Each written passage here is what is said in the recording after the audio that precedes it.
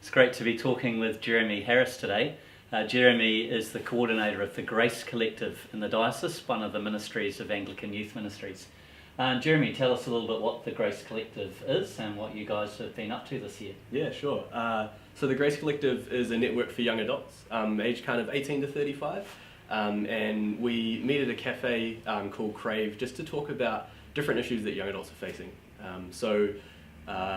This year so far we've talked about goals and goal setting and how to do that as young adults. Often I think we do that kind of poorly. We don't quite know kind of what it is to set goals. Particularly it's not something talked about too much in churches. So we looked at how to set goals with the kingdom of God in mind. What kind of goals would Jesus set? And then after that we talked about our squad. What does it mean to be in a squad, to be part of a team? And what does that look like within God's kingdom, within kind of the context of following Jesus, this radical guy who hung out with people that didn't kind of fit into the squads of the first century Palestine. And why is it that in churches often, the people who don't fit into squads in society also don't kind of fit into our churches?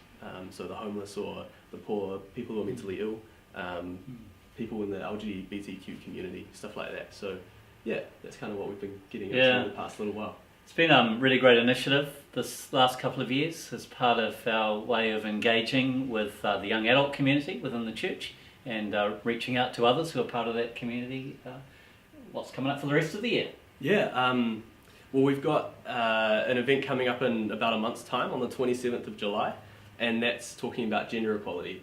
So issues of sexism, feminism, different issues within church and society.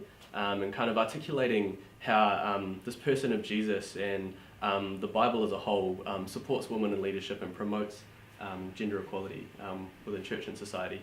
And then our next event is called FOMO, Fear of Missing Out, which is all about how young adults predominantly can be crippled by this fear that they're going to miss out on what other people are doing. So they might have a night in at home studying and be completely frustrated by that, when in actual fact that's a good thing.